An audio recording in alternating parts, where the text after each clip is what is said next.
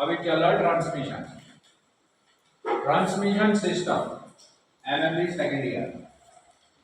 Transmission system क्या है? वह मैकेनिज्म जो इंजन की पावर को रोड व्हील्स तक ट्रांसमिट करता है। ट्रांसमिशन का मतलब होता है एक स्थान से दूसरे स्थान तक पहुंचाना, चाहे वो गति हो चाहे वो पावर हो। अंडरस्टैंड? ऑटोमोबाइल क्या है?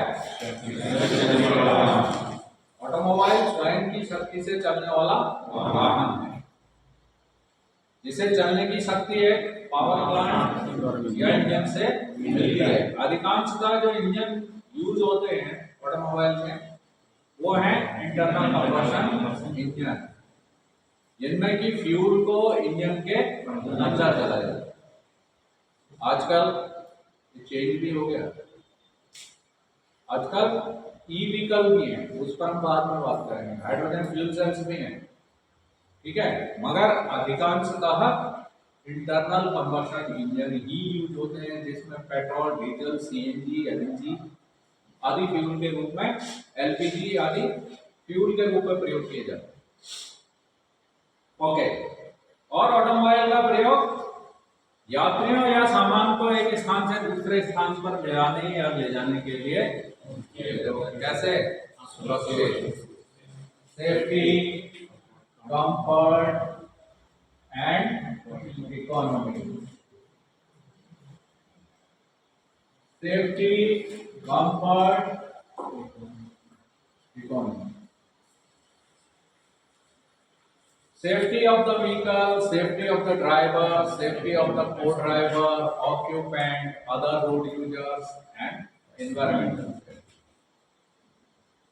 Comfort, जो उसमें बैठे ऑक्यूपेंट हैं, चाहे वो पैसेंजर हैं, चाहे वो कोई सामान लदा हुआ,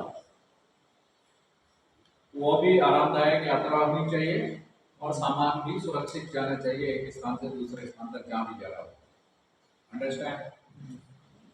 इकोनॉमी का मतलब है कि वो खुद भी चलने में, उसमें जो फ्यूल यूज हो रहा है वो भी सस्ता हो, उसकी मेंटेनेंस भी सस्ती हो, उसका पीरियडिकल जो सर्विस का वो है इंटरवल है वो लंबा हो, बार बार वो खराब ही ना होता है, बार बार उसका oil change, gear oil change, timing belt को चेंज करना, ब्रेक फ्लूइड को चेंज करना, या पावर स्टीयरिंग में किसी भी तरह की कोई परेशानी नहीं होनी चाहिए। यानी वो चलने में भी सस्ता होना चाहिए, यात्रियों को या सामान का जो भाड़ा है वो भी कम होना चाहिए। That is related to economy. फिर हमने देखा था कि ऑटोमोबाइल को हमने 3 भागों में अलग अलग सिस्टम्स एंड सब सिस्टम्स के हिसाब से इस पर विस्तार से चर्चा की थी। इंजन को अलग कर दिया था, बेसिक स्ट्रक्चर या चेसिस फ्रेम को अलग कर दिया, और बॉडी सुपर स्ट्रक्चर को अलग कर दिया। पर ये सारे जब एक साथ मिलते हैं तब बनता है ऑटोमोबाइल। अब जो इंजन जो है मेन है वो है पावर प्लांट, वो इसे चलने की शक्ति दे रहा है। ऑटोमोबाइल को ड्राइवर नहीं चला रहा, ड्राइवर सिर्फ उसमें बैठा हुआ एक ऑपरेटर है जो वाहन निर्माता द्वारा दिए गए निर्देशों का पालन कर रहा है। ड्राइवर वाहन के साथ इंटरेक्ट कर रहा है, बातचीत कर रहा है, वो उसे इनपुट सिग्नल दे रहा है और वाहन रेस्पॉन्स कर रहा है, और उसका रेस्पॉन्स ही कुछ प्रभावशाली होता है, वो कुछ प्रभाव पैदा करता है। समझ में आ रही बात? तो इन पर पहले विस्तार से चर्चा हो गई है। अब ऑटोमोबाइल को हमने यहाँ पर ब्लॉक डायग्राम में दिखाया कि एक इंजन है जो कि क्या पावर प्लांट है, इसका काम है टॉर्क जनरेट करना, चलने की शक्ति उत्पादित करना। अब इसने जो भी टॉर्क जनरेट किया है वह क्लच के थ्रू गियर बॉक्स तक जा रहा है। ये गियर बॉक्स ही है ट्रांसमिशन, इसका दूसरा नाम है ट्रांसमिशन। फिर इस गियर बॉक्स से जो भी टॉर्क कन्वर्ट हो रहा है वो इस ड्राइव लाइन के थ्रू फाइनल ड्राइव असेंबली या डिफरेंशियल तक जा रहा है, रियर व्हील ड्राइव। ऑटोमोबाइल फिर आगे जाकर इसको अगर हम ड्राइव के हिसाब से देखें तो ये फ्रंट व्हील ड्राइव भी हो सकती है जिसमें इंजन की पावर सीधे फ्रंट व्हील को दे दी जाए, सेकंड, इंजन की पावर इसमें रियर व्हील को जा रही है। पावर सिर्फ दो पहियों को जा रही है, या तो वो अगले फ्रंट व्हील है या फिर वो पिछले रियर व्हील है। डिफरेंशियल असेंबली का काम है मोड़ों पर डिफरेंशियल एक्शन प्रदान करना और इंजन की पावर को 90 डिग्री पर दोनों पहियों को बराबर बराबर डिस्ट्रीब्यूट करना। यहां से पावर इन एक्सल्स में और एक्सल्स के दो एक्सल हाफ शाफ्ट, दो शाफ्टें हैं छोटी छोटी आधी आधी, जो मिलकर एक शाफ्ट बना, ये केसिंग के अंदर। यही शाफ्ट के द्वारा गति व्हील्स एंड टायर्स को transmit. This is all about transmission system in short. Engine ने जो पावर बनाई वो clutch, gear box, drive line या प्रोपेलर शाफ्ट, बेवल पिनियन, फिर फाइनल ड्राइव। इसके अंदर क्राउन व्हील है, दो स्टार हैं, दो या चार हो सकते हैं स्टार पिनियन, दो सन पिनियन हैं जो कि एक्सल को ड्राइव दे रहे हैं, और एक्सल व्हील हब को या हब ड्रम को घुमा रहा है और उस हब ड्रम के ऊपर व्हील्स एंड टायर्स फिट हैं जो घूम रहे हैं। अब इंजन ने जो टॉर्क बनाया था, टॉर्क माने क्या होता है? घुमाने की शक्ति। जो घुमाने की शक्ति इंजन ने बनाई वो इतनी नहीं होती है कि वह ऑटोमोबाइल को हर परिचालन परिस्थिति में चला सके। परिचालन परिस्थितियां क्या क्या है? ऑपरेटिंग कंडीशंस और वेरी टफ। कहीं टूटी फूटी सड़क है, कहीं सड़क ही नहीं है, गड्ढा युक्त सड़क है, कहीं सड़क ही नहीं है, कच्चा रास्ता है, जंगल का रास्ता है, नदियों से रेता खनन कर रहे हैं, ट्रक चल रहे हैं, वहां भी तो मोबाइल को वहां भी चलना है। माइंस में चलते हैं जहां खनन होता है, जहां से खनिज निकाले जाते हैं, वहां भी ऑटोमोबाइल को चलना है। सड़कें कहीं हाईवे हैं फर्स्ट क्लास और कहीं बहुत ज्यादा चढ़ाई और उतराई है। तो इन परिस्थितियों में चलने के लिए जो टॉर्क रिक्वायर्ड होता है वह फिर जो इसकी मात्रा डिपेंड करती है कंडीशंस के ऊपर। यदि चढ़ाई में चढ़ना है तो ज्यादा टॉर्क रिक्वायर्ड है, कच्चे रास्तों में चलना है तो ज्यादा टॉर्क की आवश्यकता है ताकि पहिए फंसे ना। ऑटोमोबाइल चलता कैसे है? वह सड़क पर जब चलता है तो उसके टायर सड़क के साथ घर्षण करते हैं, बॉन्ड बनाते हैं और तब वाहन चलता है। जहां पर यह घर्षण की मात्रा कम ज्यादा होने लगती है तो ऑटोमोबाइल के फिर परिचालन परिस्थितियों में अंतर आ जाता है। गड्ढा युक्त सड़क पर उसे धीरे धीरे चलना होता है। अगर वो गड्ढा युक्त सड़क पे तेज चलेगा तो पूरे वाहन ही फूट जाएगा, उसमें बैठे हुए यात्रियों को परेशानी होगी। तो हाँ, अलग अलग ड्राइविंग कंडीशंस हैं, अलग अलग सड़क की पोजीशंस हैं। फिर जब वाहन सड़क पे चल रहा है, कल इस पर बात हुई थी कि उस पर पड़ने वाले प्रतिरोध, कौन कौन सी ऐसी चीजें हैं जो उसे रोक रही हैं।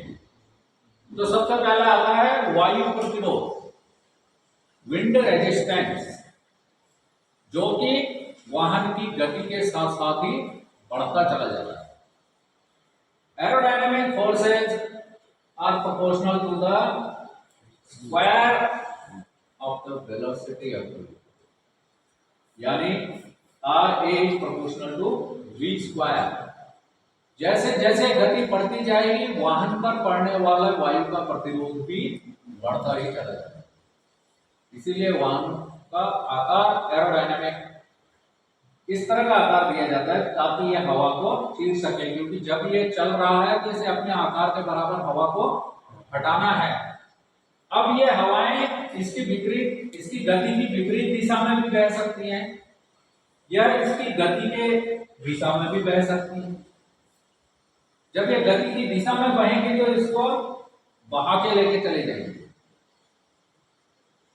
और जब विपरीत दिशा में चलेगी तब भी इसके संतुलन को प्रभावित करेगी, और जब ये साइड में चलेगी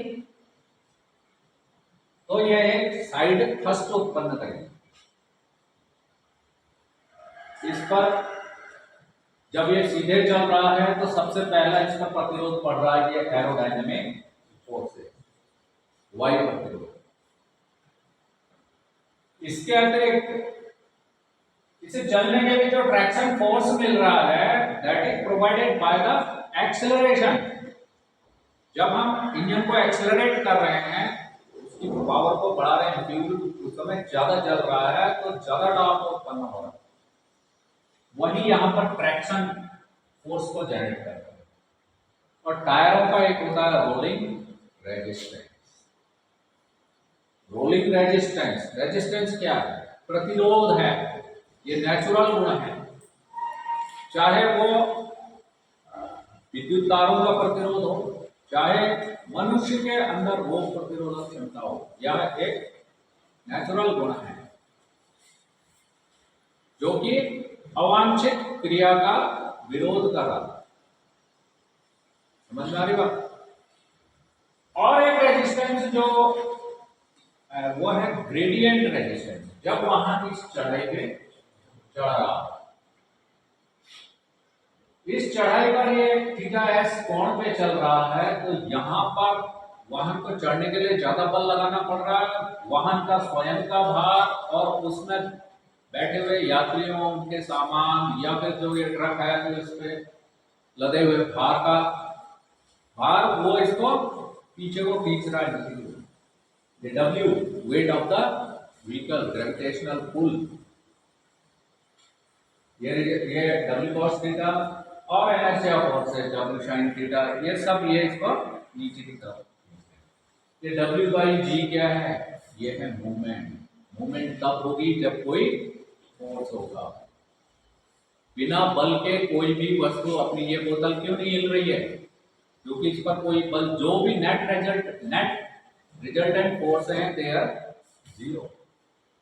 अब जब मैं इस पर बल लगाऊंगा ये तभी हिलेगी। तो ये वाहन जो ऊपर से हिल रहा है, जब तुम वाहन में बैठते हो तो देखते हो कभी इस तरफ जाते हो, कभी इस तरफ जाते हो, कभी ऐसे गिरते हो, कभी ऐसे गिरते हो। सीधी रोड पे तो नहीं गिरते। कब गिरते हो? जब वाहन टर्न लेता है तब गिरते हो।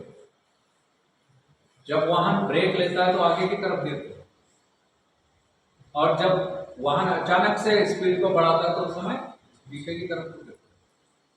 तो जो आगे की तरफ को गिरते हो, या फिर वाहन का पहिया जब किसी गड्ढे में गिरता है, वो कहलाता है पिच। और जब वो किसी स्पीड ब्रेकर के उभार पे चढ़ रहा है और तुम पीछे की तरफ को जा रहे हो, वो कहलाता है रोल। और जो ये अपने अक्ष पर दाएं बाएं इस तरह की हरकतें कर रहा है, वो कहलाता है यॉ। इस पर कल बात हो गई थी। अब क्या है, अलग अलग परिचालन परिस्थिति में चलने के लिए अलग अलग टॉर्क की आवश्यकता है। और इंजन जो टॉर्क बना रहा है वो अधिक आरपीएम पर, जैसे जैसे आरपीएम बढ़ाते जाएंगे टॉर्क बढ़ता चला जाता है, पर एक निश्चित सीमा में जाने के बाद वो फिर गिरने लगता है, चाहे आरपीएम कितना भी बढ़ा हो। आरपीएम 3000, 4000, 5000 करते जाओगे तो ये गिरता जाएगा। ये 2000 आरपीएम, 1750 से 2000 या 2500 आरपीएम तक फुल मिलेगा, पीक मिलेगा, उसके बाद ये फिर डाउन होगा।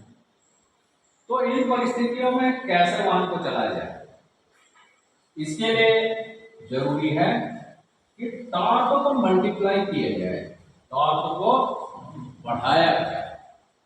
वह काम करता है गियर बॉक्स। कौन करता है? Gear box. जो भी इसके अतिरिक्त रिक्वायरमेंट क्या क्या है?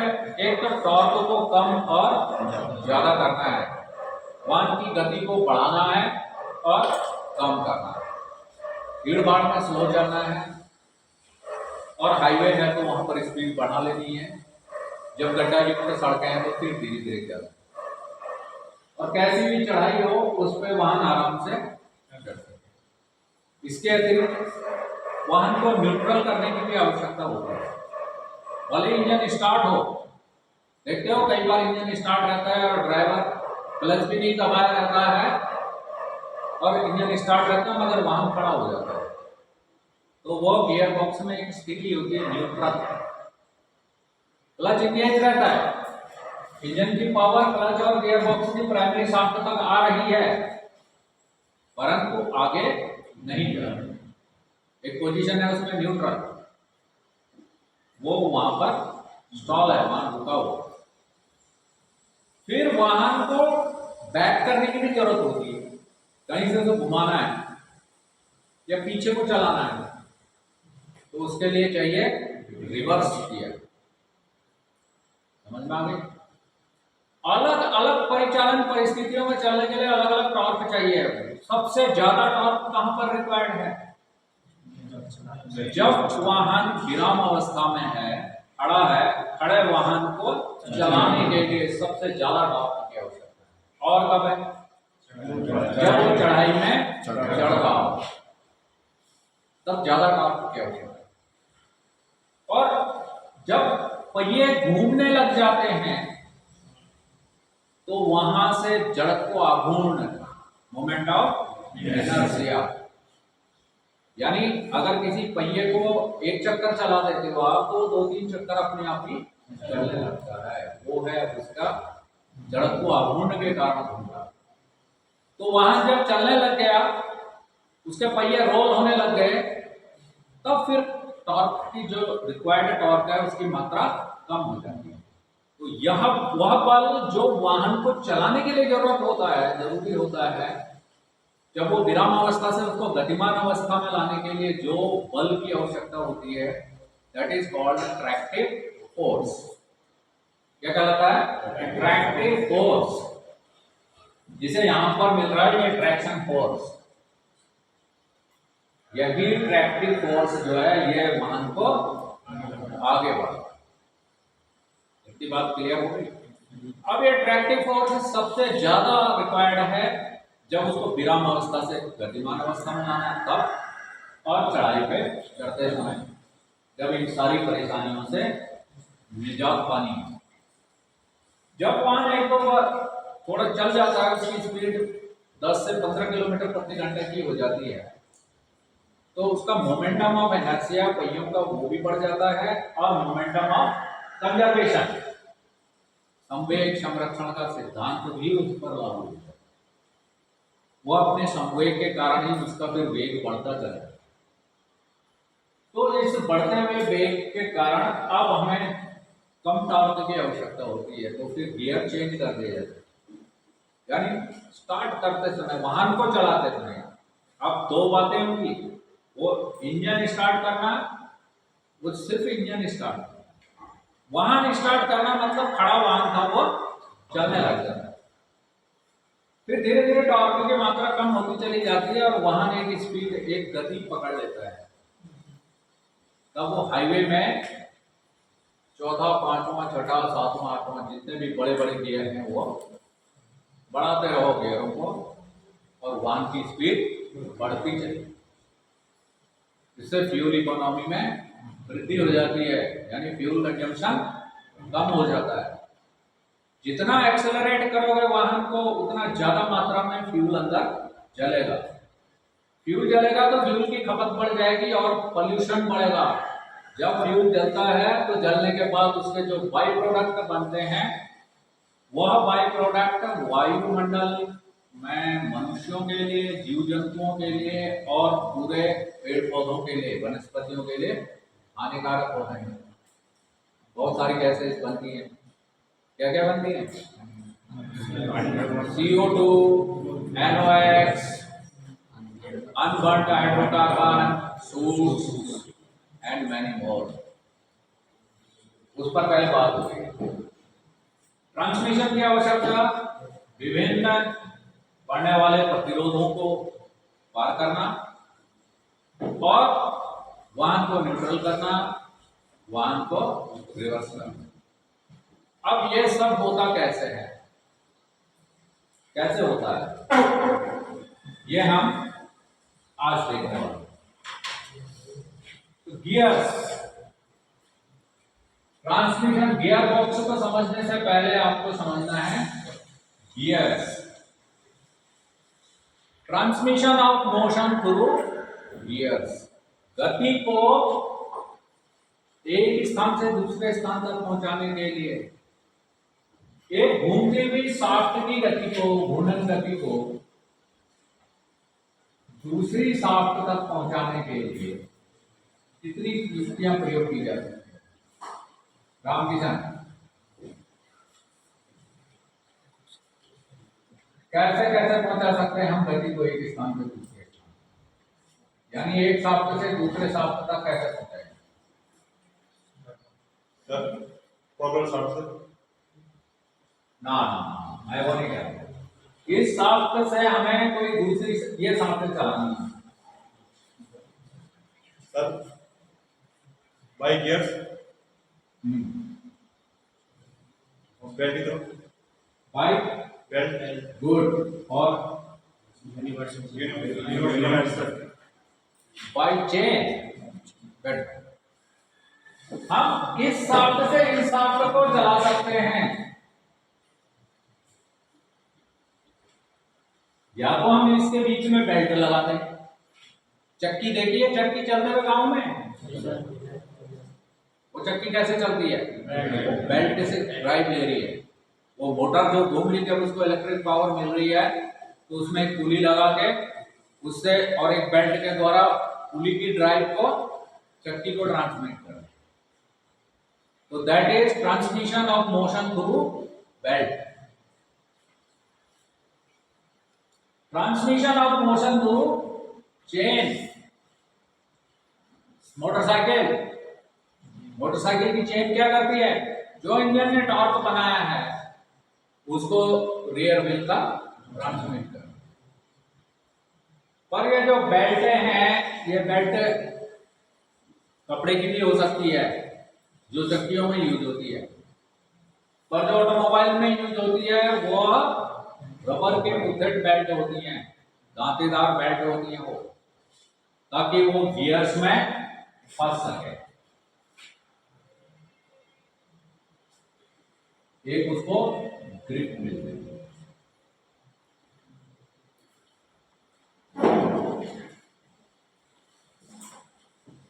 ताकि वो इसमें स्लिप ना। एक गियर ये है और एक गियर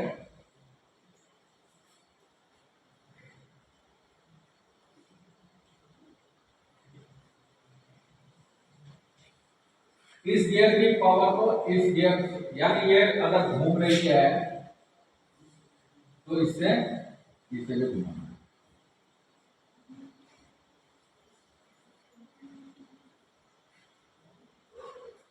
अब मैंने इसमें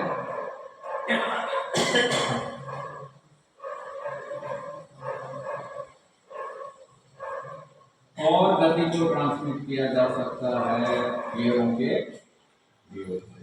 अभी तुम्हें क्या क्या देखा तुमने? ये बेल्ट के द्वारा किया जा सकता है, चेन के द्वारा किया जा सकता है, और मैं अब ये कह रहा हूं गियर के द्वारा किया।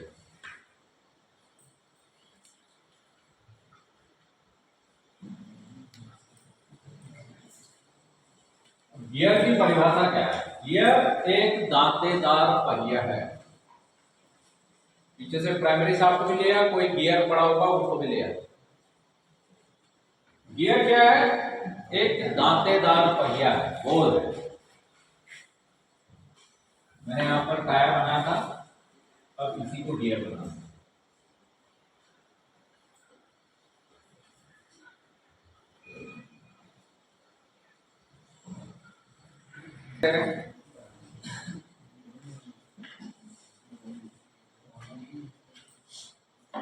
यह है गियर बॉक्स की प्राइमरी शाफ्ट। क्या है? Primary shaft. और ये है काउंटर शाफ्ट, या इसे कहते हैं ले शाफ्ट, ले शाफ्ट या काउंटर शाफ्ट। इसमें ये जो तुम्हें दिखाई दे रहा है, या इसमें ये जो दिखाई दे रहा है, ये है गियर।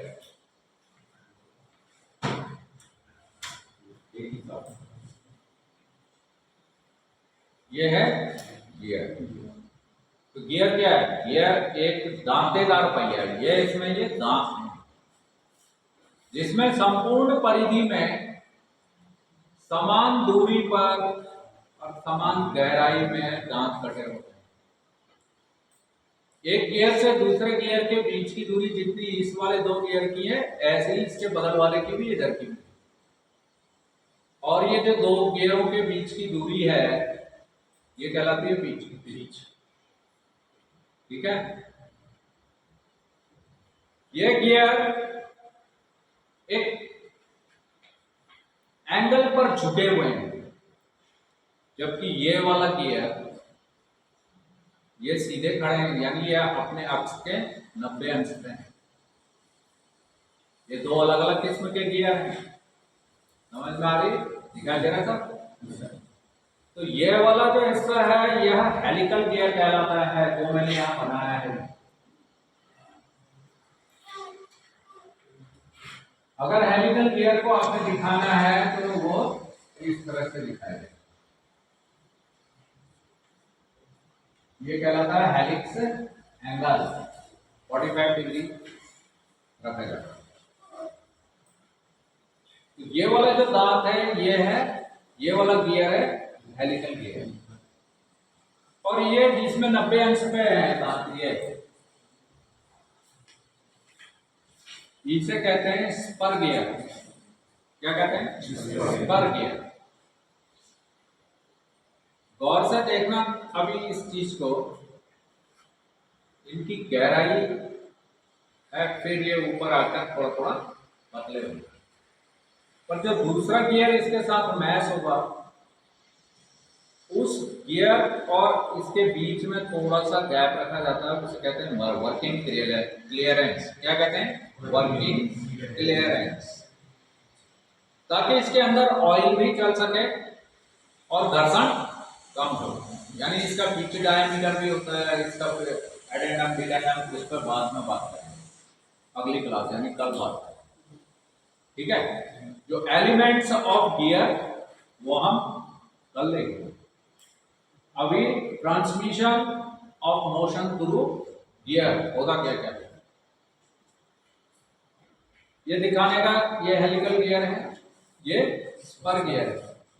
स्पर गियर में के साथ मैच होने वाला गियर भी स्पर ही होगा।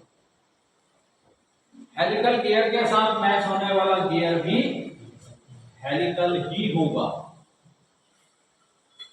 अन्य गियर इसके साथ मैच नहीं, ड्राइव ट्रांसमिट नहीं होगी। इस पर आते हैं प्राइमरी शाफ्ट, इसमें बात करें। अब क्या होता है, जब इस तरह से ये गियर घूमता है और ये इसके साथ अंदर दांते मैच हो जाते हैं, तो ये पूरी तरह से एक दूसरे के अंदर घुसते नहीं है, बल्कि इनमें थोड़ा सा क्लियरेंस रखी जाती है ताकि यह इजीली रोटेट कर सकें, चलने में आवाज ना करें, खिसावट कम हो, और जो फ्लूइड इसको लुब्रिकेंट है जो घर्षण को कम कर रहा है। लुब्रिकेंट का काम क्या है? घर्षण को बिल्कुल शून्य करना। शून्य तो नहीं कर सकता, तो घर्षण को कम करना, ताकि दो रोटेटिंग पार्ट्स, दो मैटिंग पार्ट्सों के बीच में वो एक पतली सी फिल्म बना सके, ताकि घिसावट कम हो। घर्षण के कारण जो गर्मी उत्पन्न हो रही है वह भी लुब्रिकेंट ट्रांसमिट कर रहा है, उस गर्मी को भी ले लेता है और घर्षण भी नहीं कम कर देता है। परंतु एक बात होती है, जब ये गियर ये शाफ्ट यदि क्लॉकवाइज चल रही है, इसके साथ कोई दूसरा गियर लगा देते हैं, तो यह एंटी क्लॉकवाइज चल रहा है।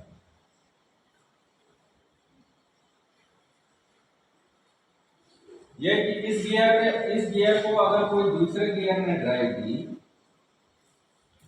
मान लिया ये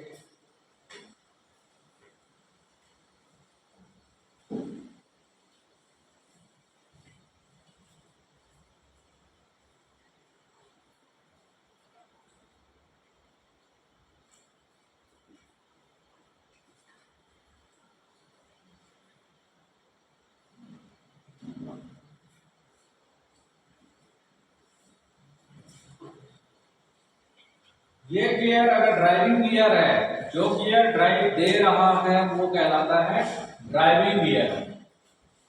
ये वाला मान लिया ड्राइविंग गियर है,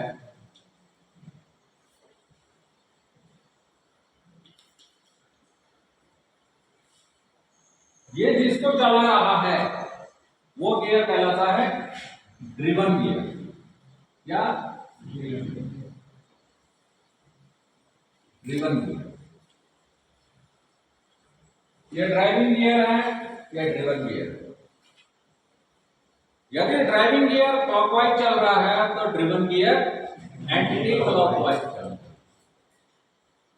तो यह दिशा चेंज हो गई। वाहन को बैक करने में यही वाला प्रिंसिपल लागू है। समझ में आ गई? और वो आगे को कैसे चलता है, उस पर जैसे जैसे वहां एक क्लास आगे चलती जाएगी तो पता चलता जाएगा कि आगे को कैसे चलता है, फिर किस तरह से यह डायरेक्शन चेंज की जाती है। अब मान लिया थोड़ी देर के लिए हमें सेम स्पीड ना सेम डायरेक्शन चाहिए, जिस डायरेक्शन में ये शाफ्ट चल रही है उसी डायरेक्शन में हमने फिर दूसरी शाफ्ट को चलाना है। तब क्या करते हैं कि इनके बीच में एक आइडलर गियर लगा देते हैं, एक और गियर लगा देते हैं। मान लिया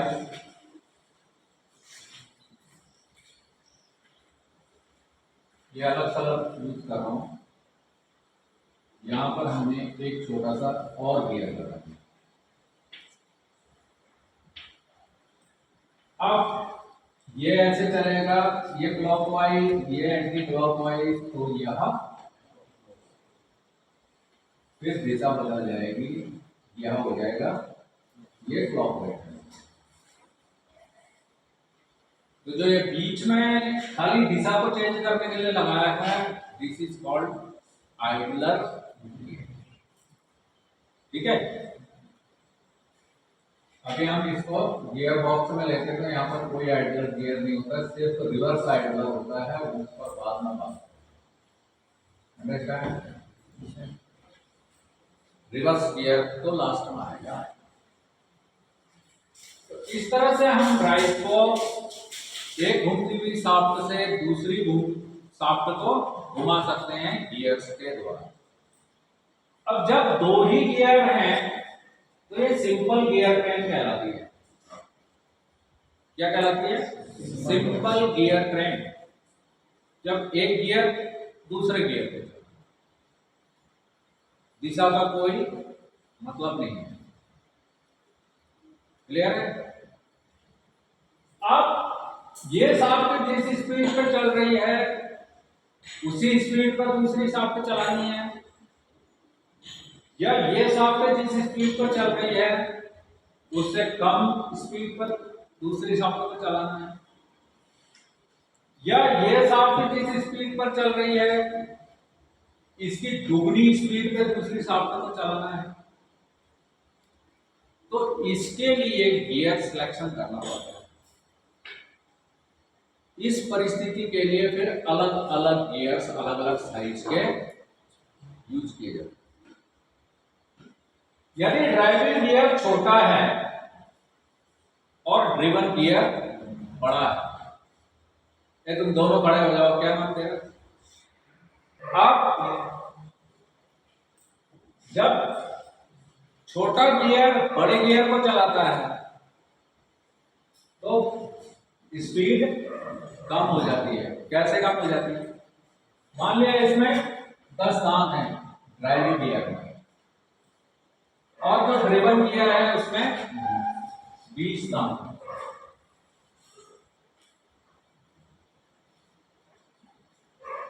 ड्राइविंग गियर में 10 दांत हैं, ड्रिवन गियर में 20। डिवाइड करो कितना होगा?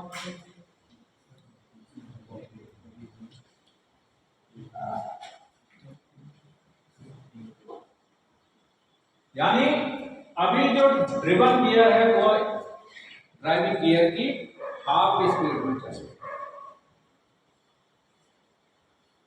यदि ये गियर 100 आरपीएम पर चल रहा है, 100 आरपीएम मतलब 100 चक्कर प्रति मिनट, 100 रिवॉल्यूशन पर मिनट। ये 100 चक्कर लगा देगा छोटा वाला गियर, मगर बड़ा वाला गियर कितने लगाएगा? सिर्फ 50। ऐसा करने से क्या होता है? स्पीड तो कम हो जाती है मगर टॉर्क बढ़ जाता है। समझ में आई? और यदि ड्राइविंग गियर में 20 दांत है और ड्रिवन गियर में 10 दांत है, तब स्पीड बढ़ जाएगी। यानी ड्राइविंग गियर में 20 दांत हो गए और ड्रिवन गियर में 10 हो गए। तो ड्राइविंग गियर अगर 100 आरपीएम पर चल रहा है तो ड्रिवन गियर 200 आरपीएम। इस तरह से स्पीड को बढ़ाया जाता है और टॉर्क को कम किया। ठीक है, बाकी बातें कल करेंगे। It's enough for the day. Have a great day.